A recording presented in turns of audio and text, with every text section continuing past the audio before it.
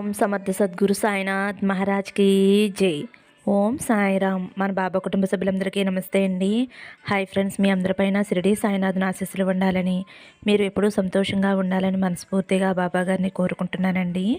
Friends, మీకు ఎటువంటి కష్టాలు సమస్యలతో బాధపడుతున్నా సరే ఒక్కసారి గురువుగారిని కాంటాక్ట్ అవ్వండి. శ్రీ వారాహిదేవి జ్యోతిష్యాలయం నెంబర్ 1 వశీకరణ స్పెషలిస్ట్ పండిత్ పవన్ నంబూదిరి గారు. ఫోన్ నెంబర్ వచ్చేసి 9043637512.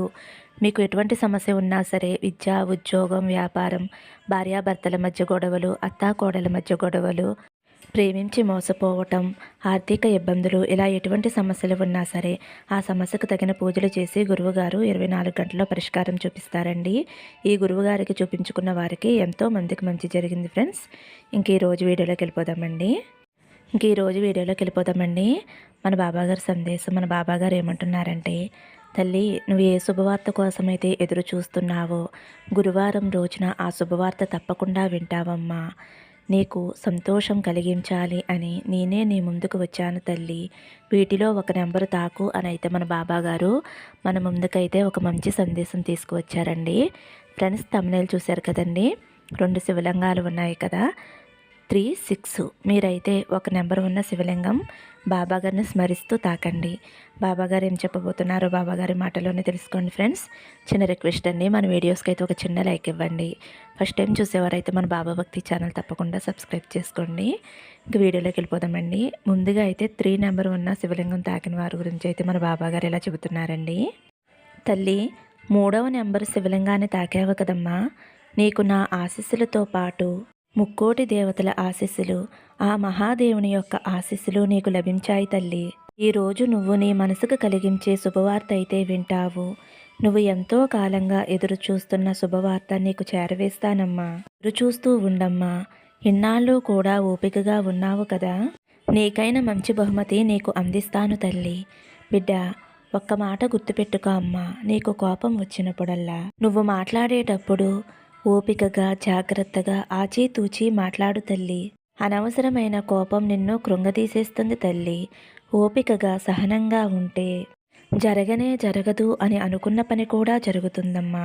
మనసు దృఢంగా లేకపోతే జరగవలసింది కూడా జరగకుండా పోతుంది తల్లి. సమస్య వచ్చినప్పుడు పరిష్కారం వెతకాలి కదా. అసలు సమస్య ఏమిటి అని విశ్లేషిస్తే పరిష్కారం తప్పకుండా దొరుకుతుందమ్మా. సమస్య అనేది నిన్ను ఆలోచించకుండా చేస్తుంది, కానీ దానిని జయించి నిదానంగా ఉంటే తీరు అనేది దొరుకుతుంది బిడ్డ. ఏది చేసినా ఆలోచించి చేస్తే మంచిదమ్మా. ఈ లోకంలో కొరత లేని జీవితం అంటూ ఎవరికీ లేదమ్మా. కొరత లేని మనిషి లేడు. ప్రతిరోజు కూడా సంతోషంగానే ఉండగలరా చెప్పు తల్లి. కాబట్టి ఈ లోకంలో ఎలా ఉండాలో అలా మెలగాలి తల్లి. కొన్ని సమయాలలో కష్టం, కొన్ని సమయాలలో ఆనందం వచ్చేదే జీవితం నాయనా. అనుభవిస్తున్న సుఖానికి, ఆనందానికి భగవంతుడికి కృతజ్ఞతలు చెప్పు బిడ్డ. ఎందుకంటే నీకన్నా తక్కువగా కష్టపడేవారు ఉండవచ్చు, నీకన్నా ఎక్కువగా కష్టపడేవారు ఉండవచ్చు. వారి కష్టాన్ని చూసి భగవంతుడు నన్ను ఒక మంచి స్థాయిలో ఉంచాడు అని ఆనందపడు తల్లి. నిజమే తల్లి, కష్టాన్ని చూసి నువ్వు భయపడతావు. జీవితంలో కష్టమే లేకపోతే పోరాడే గుణం నీకు రాదు కదా. ఇతరులు నిన్ను హేళన చేసినా, అవమానాలు చేసినా ఎందుకు దిగులు పడతావమ్మా? నాతో నా బాబా ఉన్నాడు అని ధైర్యంగా, గర్వంగా వాళ్ళ ముందు తిరుగు తల్లి. ఎగతాళి చేసేవారు చేస్తూనే ఉంటారు, ఎందుకంటే వారి మనస్తత్వం మంచిది కాదు కాబట్టి. కానీ నేను ఏమీ చేయలేకపోతున్నానే అని అనుకోవద్దు. నువ్వు వారిని ఏమీ చేయవలసిన అవసరం లేదమ్మా. వారికి సరైన సమాధానం చెబుతుంది. నమ్మకంతో నీ సాయి తండ్రి నీ వెనక ఉన్నాడు అని నీ ప్రయత్నం నువ్వు చెయ్యి. నిన్ను హేళన చేసిన వారే నిన్ను అభినందించి గౌరవించే అంత ఎత్తులో ఉండు తల్లి. 1కి 2 విషయాలు చెబుతాను వినబిడ్డ. నిన్ను విమర్శించే వారి ముందు మౌనంగా ఉండు. నువ్వు గౌరవించే వారి దగ్గర ఒదిగి ఉండు, కానీ నిన్ను ప్రేమించే వారి దగ్గర అభిమానంగా ఉండు తల్లి. ఇలా పాటించావు అంటే అందరూ నీ వశమవుతారు. నీకు కావలసింది, నువ్వు కోరుకున్నది అన్నీ కూడా నీ వశమవుతాయి తల్లి. అవును తల్లి, ఈ రోజు నీ గెలుపు రోజు. కొందరి జీవితాలలో అన్నీ ఉంటాయి, కానీ వారికి సంతానం ఉండదు. అలాంటి వారికి ఎంత బాధగా ఉంటుందో తెలుసా? సంపద ఉంటుంది. తినటానికి ఎన్నో రకరకాల పదార్థాలు ఉంటాయి. కానీ వారికి ఆరోగ్యం ఉండదు. అలా కాకుండా నీకు అన్నీ ఇచ్చాను కదమ్మా! నన్ను నమ్మిన వారు జీవితంలో మోసపోవటమనేదే లేదు తల్లి. ఒక్క విషయం గుర్తుంచుకో అమ్మా! ఏ దేవుడు కూడా దండించడు. భగవంతుడు దండన అనేదే ఇవ్వడు బిడ్డా. అలా ఇస్తే దానికి బదులుగా పలు రకాల ఆనందం, సంతోషం, వైభోగం, అంతులేని ఆనందం, సిరి సంపదలు ఇవి మాత్రమే ఇస్తాడు తల్లి. ఎందుకంటే ఈ లోకాన్ని కావలి కాసేది భగవంతుడే కదమ్మా! నిన్ను నా బిడ్డగా చూసే నీ బాబా తండ్రి చేయకుండా ఉంటాడా తల్లి? సాధ్యం కావచ్చు, కానీ నీకు కావలసింది తప్పకుండా నీకు అందిస్తాను. నీకు ఇవ్వవలసింది ఏ సమయంలో నీకు ఇవ్వాలో నాకు తెలుసమ్మా. నీకు అంతా మంచే జరుగుతుందమ్మా. నేను నీతో ఉన్నాను అనే నమ్మకాన్ని బలపరుచుకో తల్లి. నిన్ను ఆశీర్వదించటానికి, నీకు సహాయం చేయటానికి తప్పకుండా నేను నీతోనే ఉంటానమ్మా. అసంతృప్తిగా జీవిస్తున్నావు కదమ్మా! ఈ లోకంలో నిజాయితీగా ఉంటే కష్టాలు వస్తూనే ఉంటాయి తల్లి. కష్టం వచ్చింది అని నీ మార్గాన్ని మార్చుకోవద్దు. నీ మార్గంలోనే వెళ్ళు తల్లి. నా లక్ష్యాన్ని దృష్టిలో పెట్టుకో. తప్పకుండా నీ లక్ష్యాన్ని చేరుకుంటావమ్మా. నేను చెప్పేది జాగ్రత్తగా విను. సరైన సమయంలో నేను నీకు ఈ మాటలు అందిస్తున్నానమ్మా. నీ లక్ష్యంపై దృష్టి పెట్టి తప్పకుండా విజయం పొందు. నా అనుగ్రహంతో నిన్ను వరిస్తుంది తల్లి. నా మీద నమ్మకంతో సంతోషంగా, ఆనందంగా ఉండు బిడ్డా. నీకు అంతా మంచే జరుగుతుందమ్మా అని అయితే మన బాబాగారు 3వ నెంబరు శివలింగాన్ని తాకిన వారి గురించి అయితే ఇలా చెబుతున్నారండి. ఇప్పుడు 6వ నెంబరు ఉన్న శివలింగాన్ని తాకిన వారి గురించి అయితే మన బాబాగారు ఇలా అంటున్నారు. శివలింగాన్ని తాకిన నా బిడ్డ ఎవరైతే ఉన్నారో, తల్లి ఎప్పుడూ ఏదో ఒకటి ఆలోచిస్తూ ఉంటున్నావు ఎందుకమ్మా? ఎప్పుడూ బాధపడుతూనే ఉంటున్నావు.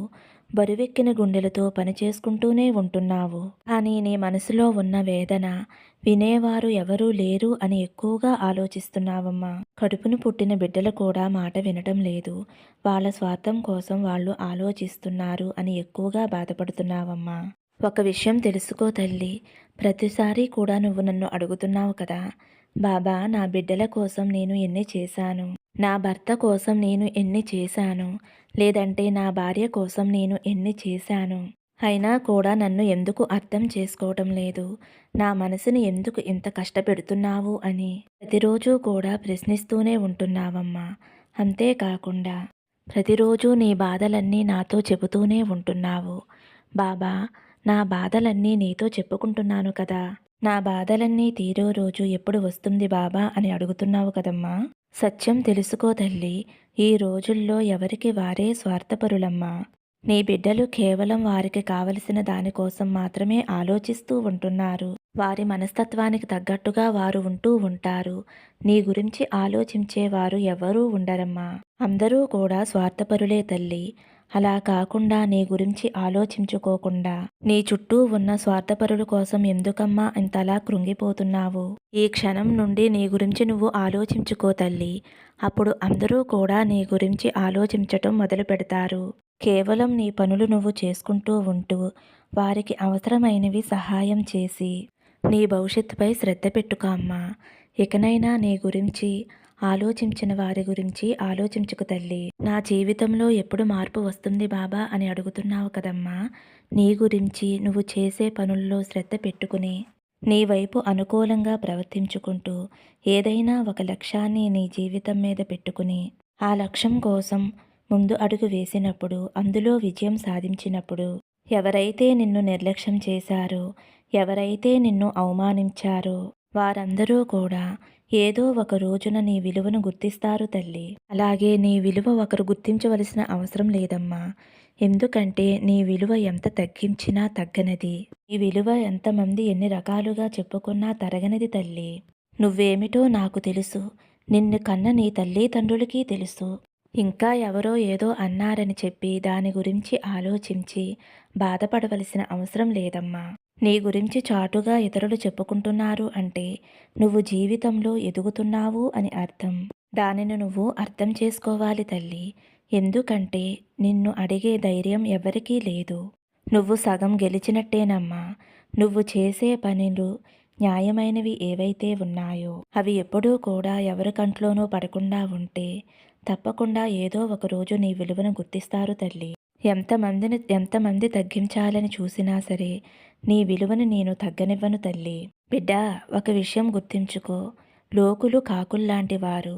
నీ ఇంటి మీదకి కాకి వచ్చి అరిస్తే నువ్వు ఏమైనా పట్టించుకుంటావా? లేదంటే నీ ఇంటి ముందుకి ఒక కుక్క వచ్చి అరిస్తే దాని గురించి ఆలోచిస్తూ ఉంటావమ్మా? ఒక్కసారి నాకు చెప్పు తల్లి.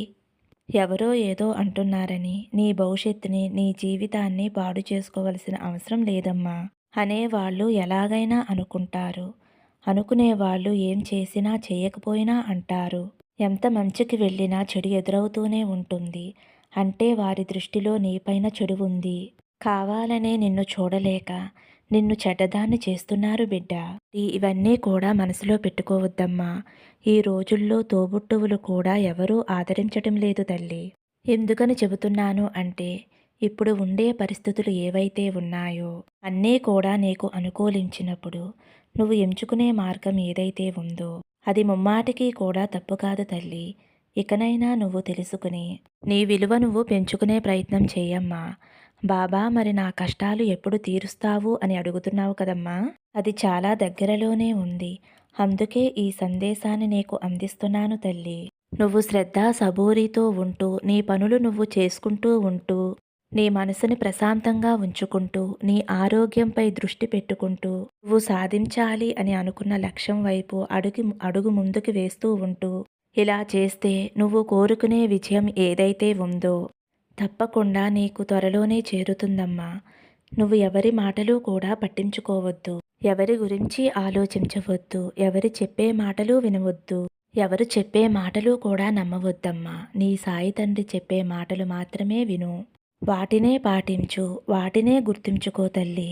నీ కడుపులో ఉన్న ఆవేదనంతా తీసేసి నీ మనసుకి సంతోషాన్ని, ఆనందాన్ని నేను కలిగిస్తానమ్మా. ఒంటరిగా కూర్చుని ఏడుస్తున్నావు కదమ్మా.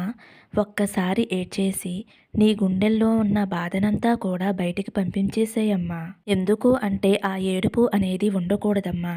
నీ ప్రయత్నాన్ని నువ్వు మొదలుపెట్టు తల్లి. ఈ జీవితాన్ని నీకు ఇచ్చింది అమూల్యంగా మార్చుకుంటావు అని. అంతేగాని పిచ్చి పిచ్చి ఆలోచనలతోటి నీ జీవితాన్ని పాడు చేసుకోవద్దు తల్లి. కూడా నీ మేలు కోరి నీకు మంచి జరగాలని నీ తండ్రి స్థానంలో ఉండి నేను నీకు చెబుతున్నానమ్మా. నేను నీ వెనకే ఉండి నీకు మంచి మార్గాన్ని చూపిస్తానమ్మా. నీకు అంతా మంచే జరుగుతుంది తల్లి. నా ఆశీస్సులు నీకు ఎప్పుడూ ఉంటాయి. నీ కుటుంబంతో కలిసి ఆనందంగా సంతోషంగా ఉంటావు అని అయితే మన బాబాగారు 6వ నెంబర్ ఉన్న శివలింగాన్ని తాకిన వారి గురించి అయితే ఇలా చెబుతున్నారండి. ఫ్రెండ్స్, ఈ రోజైతే మన బాబాగారు మంచి సందేశం అందించారండి. ఈ సందేశం మీ అందరికీ నచ్చింది అనుకుంటున్నాను ఫ్రెండ్స్. నచ్చితే ఒక చిన్న లైక్ ఇవ్వండి. సర్వే జన సుఖినో భవంతు. సమస్తం సద్గురు సాయినాథార్పణమస్తు. శుభం భవతు. జై సాయిరామ్.